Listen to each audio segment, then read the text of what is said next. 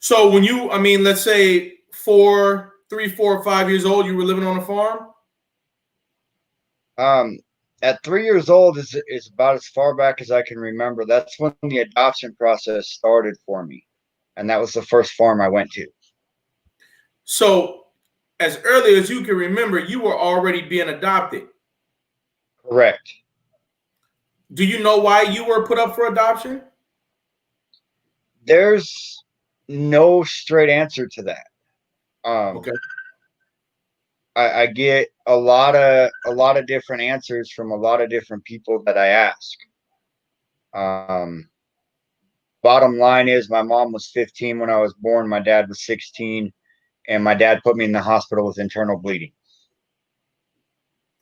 That's all anybody knows.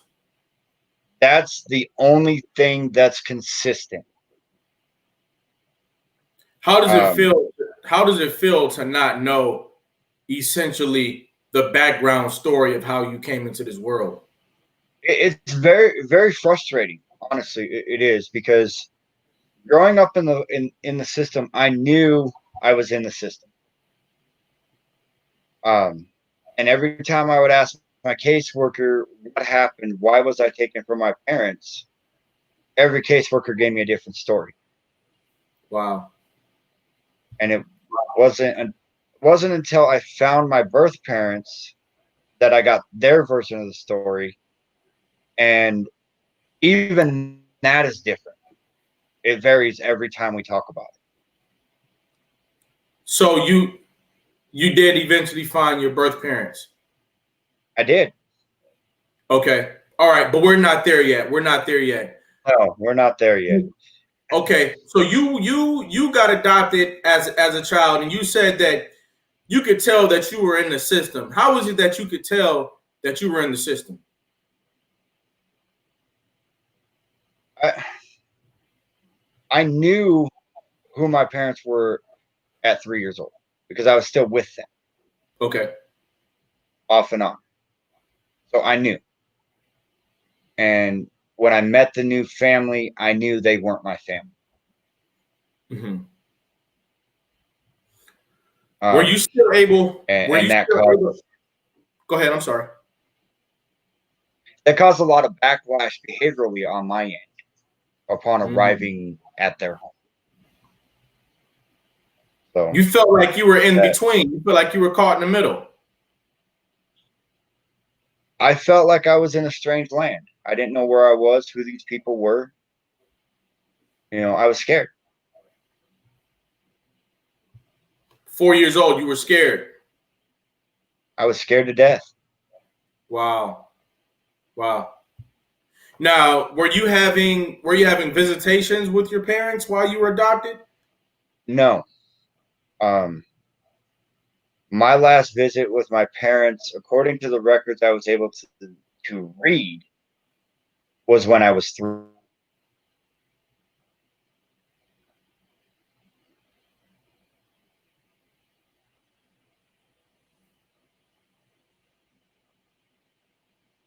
Ladies and gentlemen, as you know, Jason is appearing virtually here with us today, and he's in South Dakota, so that's far away. But we're still gonna get through this conversation. In 1 second. Hey, Jason, you still with us? Yeah. I had to switch device. Okay, all right. Um, so you were talking about your last known visitation. You visited with your parents. Yeah, the last documented visit with my parents that I could find was when I was 3, Okay, and that was with my mother only. not your Um, father. my mom and my sister. Okay, not your father. No, my father was in prison at that time. Okay. Do you have brothers and sisters? I do. I have a total of 5 other siblings. There's six of you. Between my father and my mother, yes. Okay, okay. And where do you fall in their age wise? I'm the oldest. Okay. All right. All right. How did it feel for you being adopted and you still had brothers and sisters coming into the world while you were already in the system? Is that correct? Yes, I had two sisters, one with my father, one with my mother when I went into the system. Right. Just sounds like you guys from an early standpoint where you guys were all over the place already. I was. Mm-hmm. My sisters never had to leave their parents. Okay. Okay. All right. What was kindergarten like for you? I was homeschooled. I actually got kicked out of pre-K because I was too aggressive, too violent with the other kids. And they kicked me out of pre-K and I ended up getting homeschooled K through third grade. All right. So from kindergarten to third grade. Now, did you go all the way to third grade in homeschool? Yes. What was that like for you? Who were your teachers? My teacher was my adopted mom. Okay. And it was honestly horrible because they were not good people. Now, when you say that they weren't good people, what do you mean by that? Okay. Now, granted, like I said, I had behavioral issues, outbursts. I was aggressive towards them and their children. Okay. I was lashing out. But their form of punishment was sticks. Lots of sticks, lots of violence. There was one time I didn't clean the dishes properly. I got choked by a drying towel until I passed out, and then I got thrown up the stairs into my room. Another thing that they would do is if they didn't like something I did, I wasn't able to eat. And there were sometimes I would go 2-3 days without eating. So what does anybody do when they're that hungry? They start to survive. They go into survival mode. So I was going out of my room at night when everybody was asleep, and I was going down into the pantry or the fridge, and I was getting food. I was eating, doing what I needed to do, and then going back to my room, going to bed. When they found out what I was doing, they put a 5-gallon bucket in my room and a lock on the outside of my door. One of those hook locks to keep me in my room at night. The bucket was for the bathroom. Wow. And every morning I would have to dump that bucket and do my chores. And I was lucky if I got to eat. I finally got smart and took one of these hats and popped the lock and got out. There was a time, I don't remember what I did, but he made me stand against the wall on my tiptoes with my arms out, straight out, while he cleaned his shotguns right in front of me, making me at the age of 6 or 7 think he's gonna shoot me. And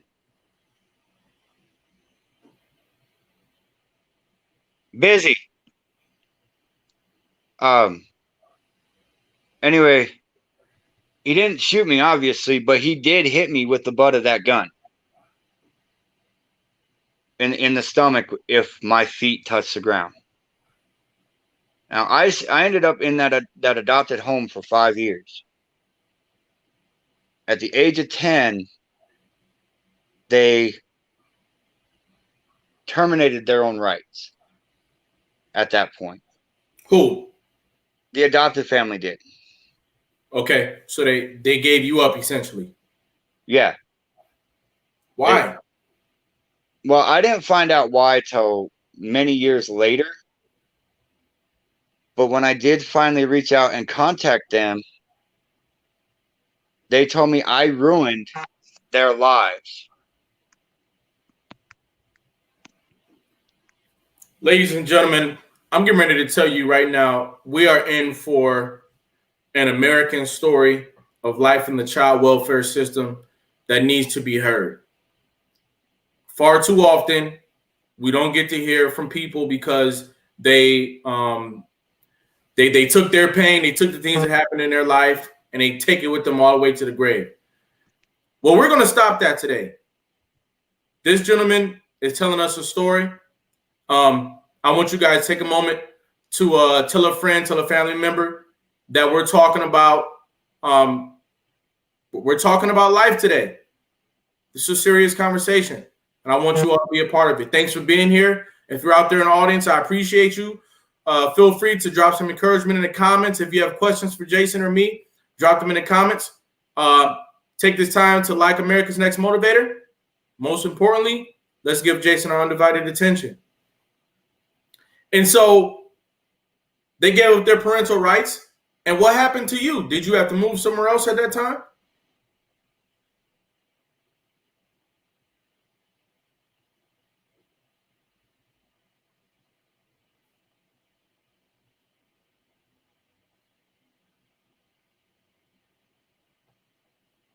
This is tough. This is tough. Thanks, everybody, for being in the building. I appreciate you. Yeah, hello? Yeah, I'm not sure what happened there. All of a sudden, it was. It's gone. okay. It's okay. Yeah, you're far away from me. All right, so they gave up their parental rights, and then what happened? I got put into Children's Home Society. Okay.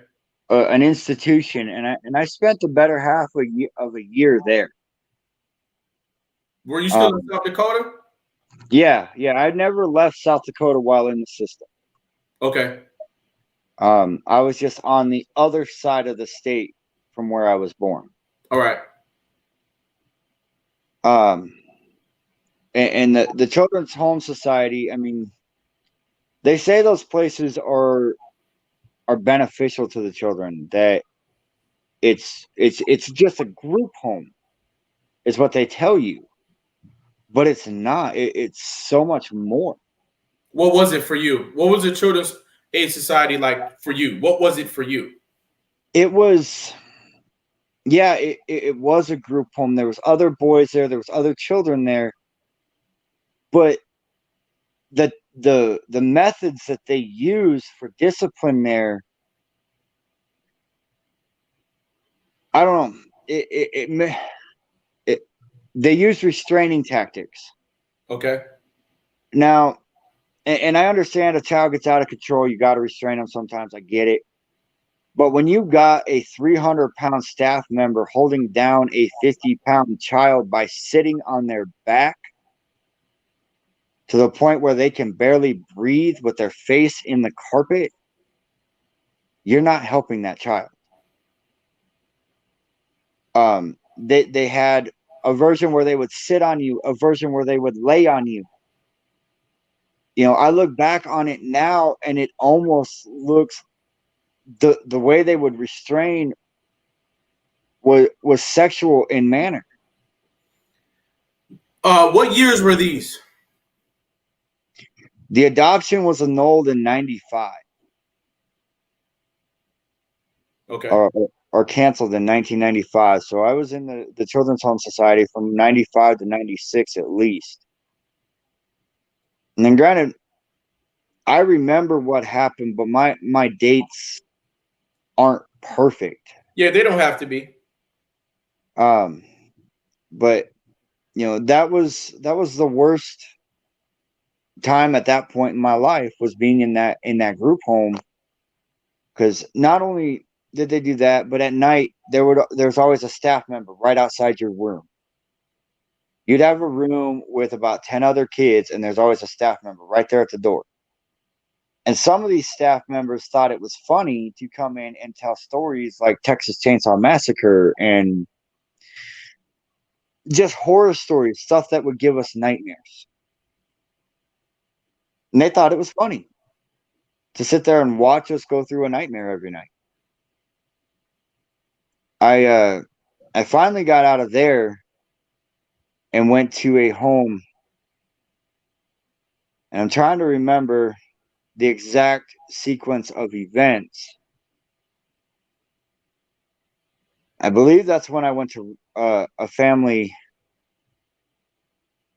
Yeah, I went to a family in a town called Redfield, and I didn't last long there. It was the fifth grade because honestly, and I feel bad for this. Me and one of their kids got into a fight, and I almost killed him. I was watching wrestling, and I pulled a wrestling move on him and almost crushed his larynx. Mm. But what the foster family never knew, and I never told them, was at night when I was in room with their teenage foster kid, he was trying to rape me every night. Now, this was the kid that you did the wrestling move on? No, the kid that I did the wrestling move on that I choked and almost killed was their biological child. And he only got involved because me and this other kid that was always trying to molest me or rape me, him and I were getting into it because I was sick of it. And he stepped in the middle of it trying to protect the teenager. And I lashed out at him. And I ended up going to jail, kid jail, that night. How old were you? I was 12 years old. Now, I want to pause here because all I've heard from your story from the very beginning was how pretty much people were using physical, over the top physical tactics against you your entire life. I haven't heard you talk about how somebody had understanding, how somebody had great conversations with you and were coaching you up about, about life. It seems like you've learned a lot of negative things about how to treat other people. Right. Those coaching tactics that you're talking about, people teaching me how to be a person, didn't come until later in life. How much later? I was it's a couple years from where we're at. Wow. Okay, let's put a pin in it because you just got put in jail simply because you were misunderstood, because you never had a fair shot, because nobody gave you effective behavioral strategies, nobody helped you to achieve coping mechanisms. So you end up getting put in jail. Somebody takes you, they take you out of your parents' home and they tell you that they're going to make things better for you. They tell you that they're going to make things better for you. And then when you act out because you don't know how to behave, they end up putting you in a juvenile facility. Correct. So what happens when you go to kiddie jail? I didn't spend much time there. I only spent 3 days. Okay. And it's just like regular jail, just for kids. I mean, you stay in a cell, you get your food, you play board games, you watch TV. Right.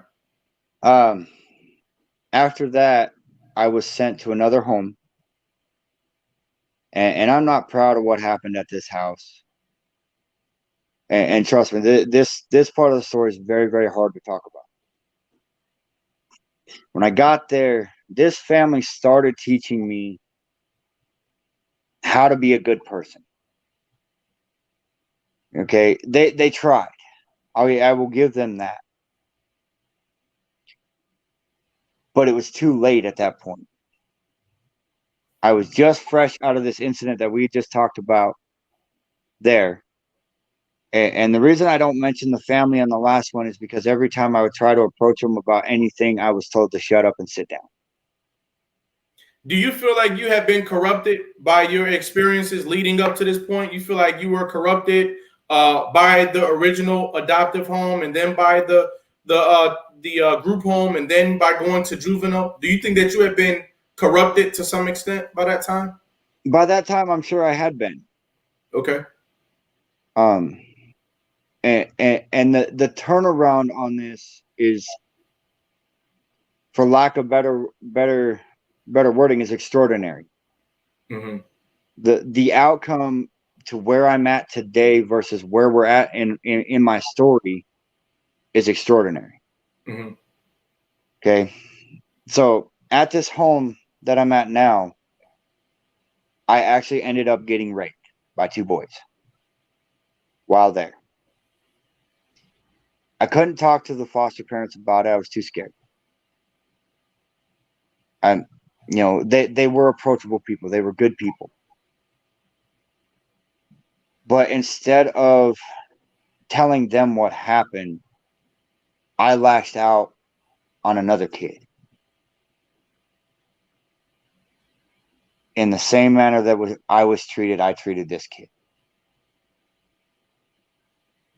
And that wound me up in another facility. Now, the facility they sent me to is where things started to turn around for me. Mm-hmm. Instead of this facility used the same restraining tactics as Children's Home Society. Okay. But the one thing that they did differently that the Children's Home Society didn't do is they gave counseling. Mm. And these counselors were actually understanding. And actually, instead of judging and demeaning us, this is where I started to learn my coping skills. This is where I started to learn how to approach family members, how to deal with the situation at hand. Okay. At this point, I'm rebellious. I'm 13 years old. I'm tired of being locked up. I'm tired of everything. Okay. I started fighting the system really, really hard at 13. And what that ended up happening was it led to communication with my mother and my sister. Okay. Indirect. My counselor at this group home made it happen. I could write a letter, give it to my counselor, and it would get to my mother. My mother would write a letter, send it to social services. I'd get the letter. So finally, I got something I was after. Communication with my family. So, for a young person who might be living in the foster care or child welfare system today, they're going from place to place and they're angry, they're lashing out at people. Do you think it's possible that one of the things that could help them to get out of that bad attitude or the negative feelings that they're having is communication with their biological family? Very possible. It's very, very possible. If they are in the system and know that they're in the system, communication with family might help indirectly, like they did with me. Mm-hmm. These kids that are in the system now that are angry, frustrated, going through all that, trust me, I know where you're coming from. I get it. Okay. And I'm pretty sure, not every foster home is bad. They're not.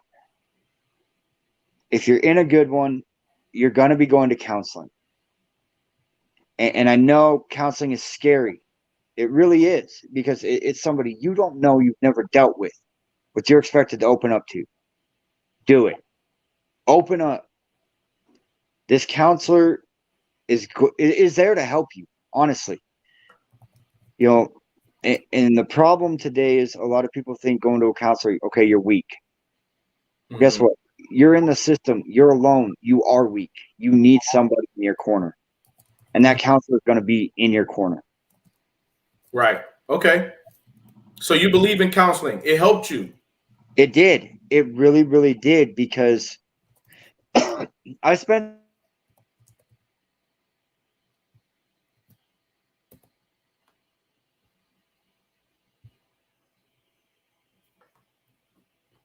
Ladies and gentlemen, I appreciate your time today.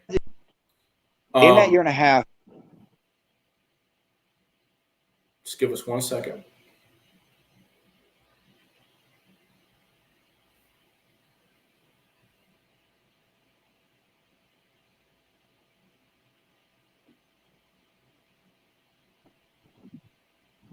Are we back? Hello? Yeah. Okay.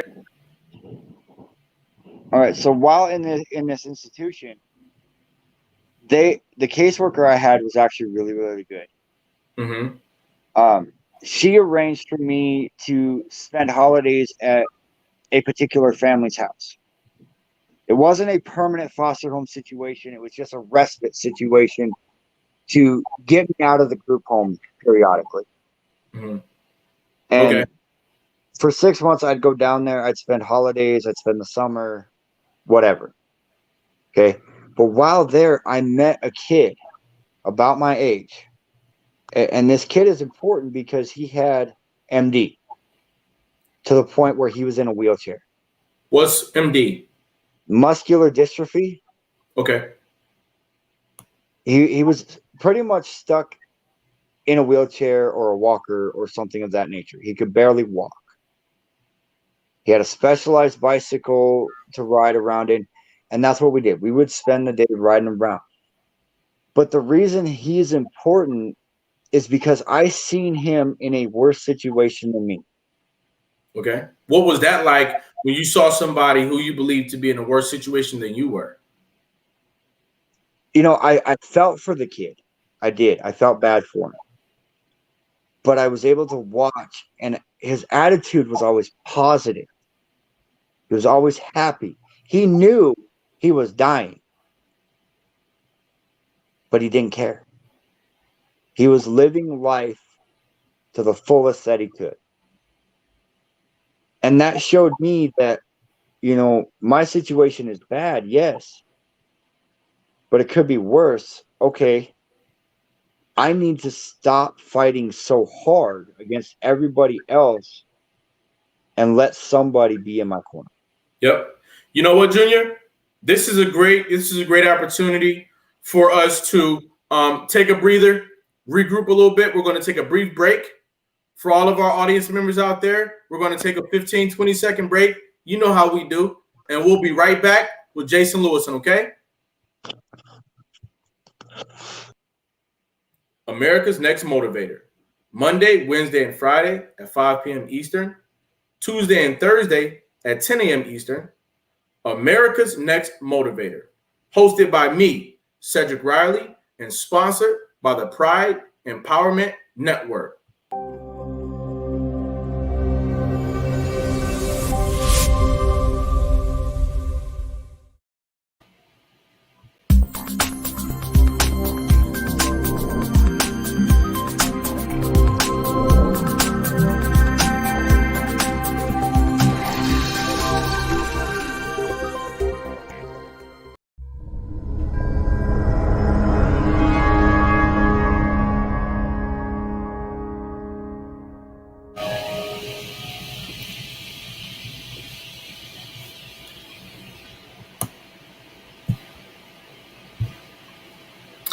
And we're back.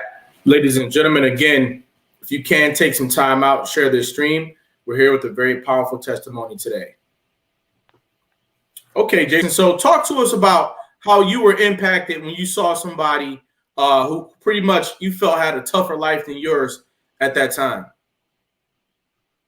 Like I said, the way he was, his positive attitude, his, you know, just living life and not letting anything get him down. It was like, okay, I need to take that approach. Mm-hmm.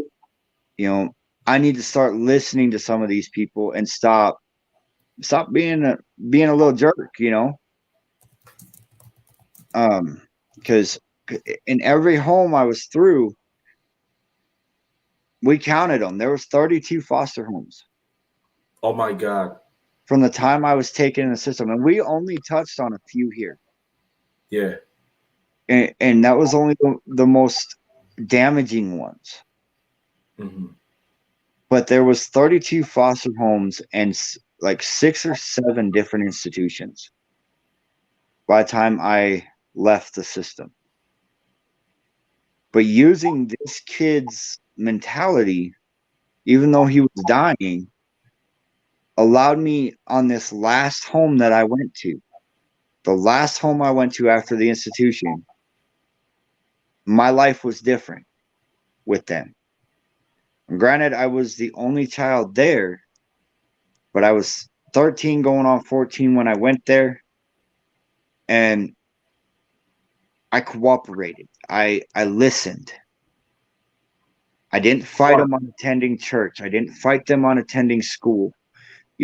I did the typical teenage rebellion stuff, but I tried to live my life normally, as normal as I could based on what I had seen on the friends I'd made over the last couple of years. And it worked. The last family I went with, in fact, I'm going up there to that family tomorrow. I'm going to go see them tomorrow. And they were the changing point for me. They're the ones that taught me what it meant to be a man. Wow. How to be successful in life, how to just how to survive, how to live. So at some point, it seems like you got fed up with having a dysfunctional life, and then you decided to step up to the plate and give life a chance. Right. Seems like you stopped sabotaging yourself as much, and you decided to start giving life a chance. And when you did that, it seems like everything kind of connected at the right time and place for you to begin to have a different life.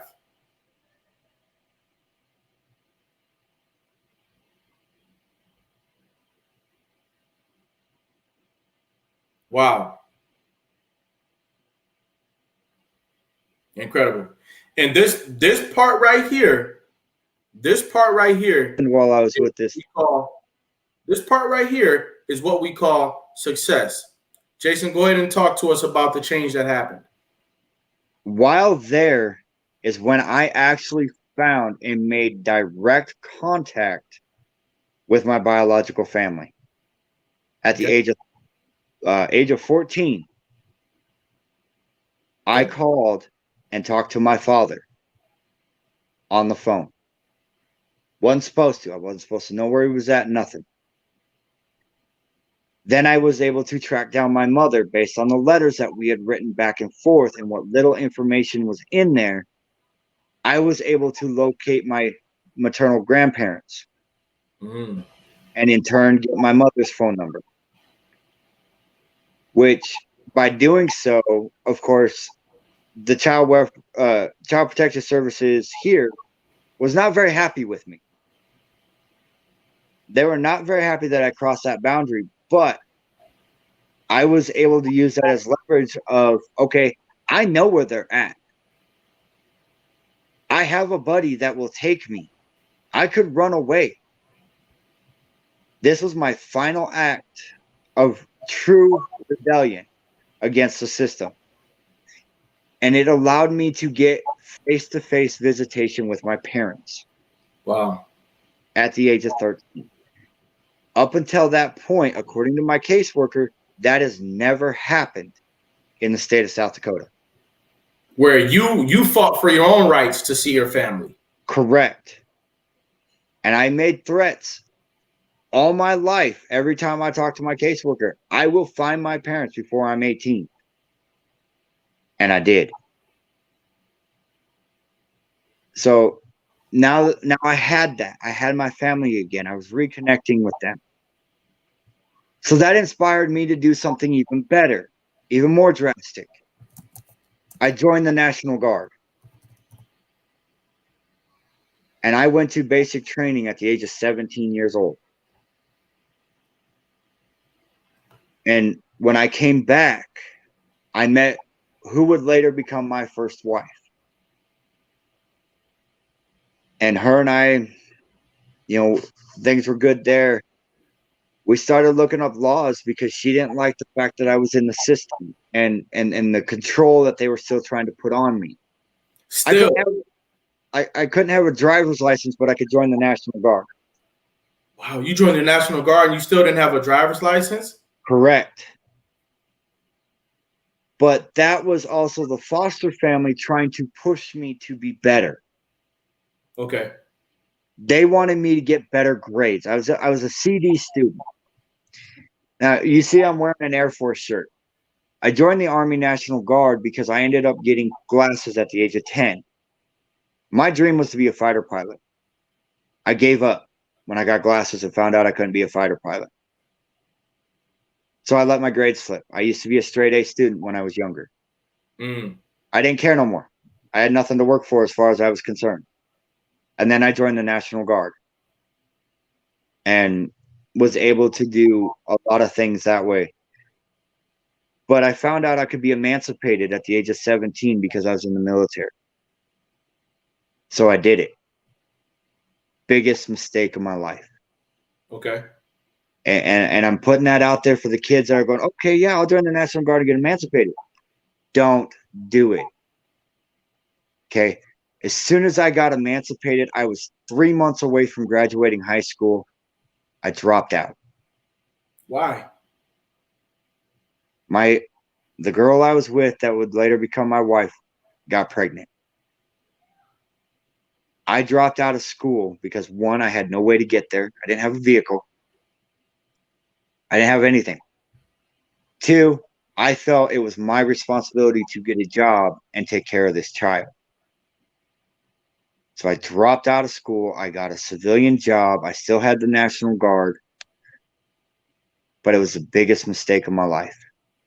Yep. So I want you to take a few seconds. I want you to talk to a young person who's out there right now. They've had a terrible life and they're thinking about dropping out of school right now. We're in a pandemic. School is not the way it used to be right now, and they're thinking about not going back. I want you to talk to them right now if you can. Go back, honestly. I know it's going to suck. It's not going to be any fun, but you will regret it if you drop out and get your GED. If you do not have that diploma, you do not go to that ceremony, that graduating ceremony, you will regret it. And it's going to affect you later on in life too, when it comes to getting jobs, when it comes to going to college, if you choose to do so. Yeah, they say the GED is the equivalent to the high school diploma, but that's not true. An employer will take somebody that has a high school diploma over somebody with a GED every day, all the time. Simply for the fact that by having that high school diploma, you prove that you can complete a task that you start. So graduate, get that diploma, go to college. You know, I don't know what else to tell you, because take it from me, you're going to regret it if you don't. Sure.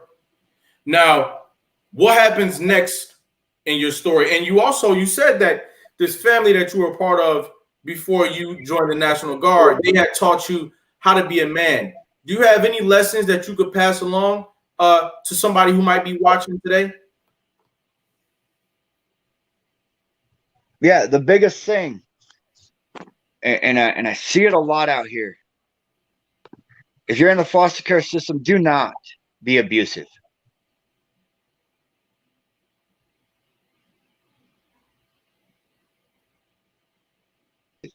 We all know it. We were all told it when we were.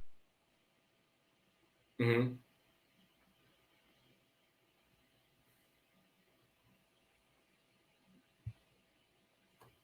Ladies and gentlemen, Jason is speaking from the heart today. He's talking about experiences that he's had in the child welfare system and how he was able to overcome that. And I think he's doing a great job of telling his story. He's still with us. All right, you're back. All right. One of the biggest things that happens, guys, in my own personal experience, since I got out of the system, they're still watching me. I've tried twice to have a family of my own, and twice they've intervened. Who? CPS. Wow. Okay. Twice they have come in because somebody made an accusation that wasn't true. They ran my background and took the kids. I've been married twice. They told both my wives, leave me or lose the kids. Mm. And obviously they chose the kids. They made the right choice. Because no matter what, guys, you're going to have a family eventually, family of your own. Your kids need to be a priority. You can't be smacking them around. You cannot treat them the way we've been treated. You just can't. I know that's all we know, but you got to find a better way. You have to, because CPS is still watching us. They know our names. Our names come up in their system. They're going to come down on us hard, especially if you were a rebellious kid. Now, maybe it's a conspiracy theory, maybe it's not. I don't know, but that is my experience. Every time my name comes up to CPS, boom, kids are gone. It doesn't even matter. Well, but it also sounds like you're very familiar with the reality that conversations can have a long lasting impact in a positive way with young people, and so we need to have constructive and educational conversations with our children, right? And so that's what everybody needs to step up to the plate and do, is make sure that you're being constructive in the life of a child instead of being destructive in the life of a child. Yes. And you know, when you are disciplining your children, don't be afraid to tell them in the process that you love them. That is not going to confuse them. It is going to help them realize, you know, I did it with my son when I had him. It makes them realize, okay, I was bad, but dad still loves me. And this is the other thing too. I don't believe that there's any such thing as a bad child. What do you think about that? There isn't anything as a bad child. Every child is going to do things they're not supposed to. And they need correction. So while you are correcting them, let them know, you know, this was bad, but I still love you. And that's what I mean when I say the child is going to realize, okay, I was naughty, I was bad, but I'm still loved. Without a doubt. Unconditional love is the answer, and unconditional love is the concept that needs to permeate from us and through our families all across the world. Now, Jason, I want to know from you, what would you say was your greatest accomplishment in life? Right now, you know, I haven't accomplished much. I let my life go to hell for a long time. I ended up getting kicked out of the National Guard in 2008 after being in for 5 years because I was trying to do the right thing and help somebody. But they committed a felony and used me as their getaway driver. So I lost my career because I caught a felony. 2 years ago, I made an LLC in the state of South Dakota. I am in the process now of trying to start a business. I'm trying to get into this whole real estate flipping thing, this real estate investing thing right now. The house I'm in right now is under the company. But I want to use that to help other foster kids. And that's where I'm at. I'm trying to change the statistics of foster kids. Are you also seeking self-improvement? Every day. Every day. You know, at the end of the day, I sit back and I do what I call an after-action review.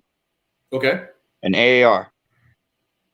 And I look at what I did throughout the day, and if I did something I didn't like, what could I do better next time? Now, I still go to counseling today. I still seek professional help to deal with the traumas of what happened as a child. I'm not ashamed to say it. No, I mean, it's about taking care of yourself and realizing that taking care of yourself is not something that gets old, and it's not something that we ever get finished with. you never get finished taking care of yourself. It's something that you always need to do. And another aspect of it is accountability. Yep.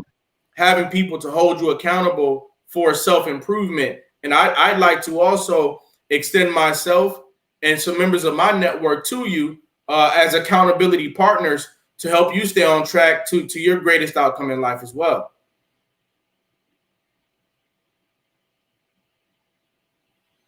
Without a doubt. It's very important. Very important. Ladies and gentlemen, we all have a journey in life. We go through that journey. We try to work on ourselves. We try to be a help in the community, try to be a positive influence on the community. But it's also important to work on ourselves, to take care of ourselves and welcome partnerships that can help us to be better people. So, Jason, I want to know, what's next for you? What's next? Well, I'm going to continue to build my company. For 11 years, I lived a life of crime, doing dumb stuff, not holding myself accountable. Not anymore. I'm responsible for my own actions. And I've actually been reaching out and helping other people that I know. Like, drugs is a bad thing, a really big thing around here. And I'm not talking marijuana. Okay. I've been helping people get sober. I've been out there doing things for people that maybe I shouldn't be, but I am, because it's making their life better, making them realize there's a better way. Right. And that is the foundation to the company I'm trying to build, the life I'm trying to build. There is a better way. Just because somebody has a rough life growing up, they had a rough past, they don't have to keep going down that road. Right. You can change direction at any time you want. You just have to realize it. And it took me until I was 30 years old to realize it. Mm-hmm. And I finally changed direction and went away from a life of crime. And now I'm trying to do too much at once, honestly. But I need to, I need to get this company going so that I can help other foster kids, other people. I want to get back to the community. I want to help the community. I don't want to destroy it anymore. Mm-hmm. That's right. And that is what I'm working towards, is being in a position where, like my big goal, and I see some places are starting to do it, and it's kind of trippy because I never said nothing to nobody about it. But I want to build a shelter. Now, it's a homeless shelter, but it's more. Okay. I want to put something up where there's counseling, there's job rehabilitation for all these people that are out here struggling with homelessness, addiction, whatever. No judgment, no criminal, no nothing. Just come see us. We'll help. Right. The universe has deposited a positive vision in you. Regardless of the things that you've went through in your life, you still want to be a positive person, and you still want to be a helpful person to your community. And I think that that's very special. That's very unique. There are some people out here who they were dealt a bad hand in life, and they kept that bad hand. They never changed their cards out. They don't go and they don't, seek help and try to figure out how they could turn something that's upside down, right side up. But that's what you decided to do. And for lack of a better terminology, the devil's been after you for a long time. And I'm not sure if you're a spiritual man or a Christian man, but there comes a point in time when you have to align yourself up with positive spirituality in the universe. It comes a time when you got to line yourself up with people and entities that are going to have a positive influence on you. And once you do that, like you were saying earlier, you allow the help, you allow the conversations, you allow the new Yep. connections in your life to make your life a better thing. Because once your life becomes a better thing, then you can become a vessel for other people's lives to become a better thing. Yep. So, Jason, I want to encourage you today to continue to work on yourself. Seems like you're not willing to let yourself go, and I'm not going to let you go, and our viewers are not going to let you go, and we're going to support you and help you to continue on to your best life outcome by encouraging you here today. All right. Now, Okay. I got 3 questions for you, and I want you to answer them as best as you can. All right. All right. First one is, what is survival to you? Survival is overcoming a bad situation and being able to prosper from it. It's not a matter of just getting through. You got to be able to continue to push forward. Mm-hmm. That's right. And that to me simply is what survival is. Mm-hmm. Find a way to keep pushing forward. Don't give up. What would you say? What would you say to an adult out there who might be struggling with drugs and alcohol, but they don't want to be struggling with drugs and alcohol? What would you say to them today? That is actually that is a person by person conversation. Honestly, there is no script. There is no one phrase fits all anything. Mm-hmm. Okay. The way I've been approaching it with the people that have come to me for help, because I've got friends that were on meth, and by hanging out with me and just talking to me, they were able to get sober. Now, not completely. They had their relapses. I'm not, by no means am I a drug or alcohol counselor, Right. Right. but just by being around me, they were able to see a better way. Wow. Yeah. Um, You know what? I have plenty of positive things to say about that. That's awesome. When you are able to help somebody go from a lower place to a higher place, that's a gift. That's the gift that I'm talking about. You know, and that's the gift. That's the gift that you're giving to the community as well. You also decided to share your story today, which was a very heroic thing. And I need to ask you a couple more questions, and then we're gonna wrap this up. All right?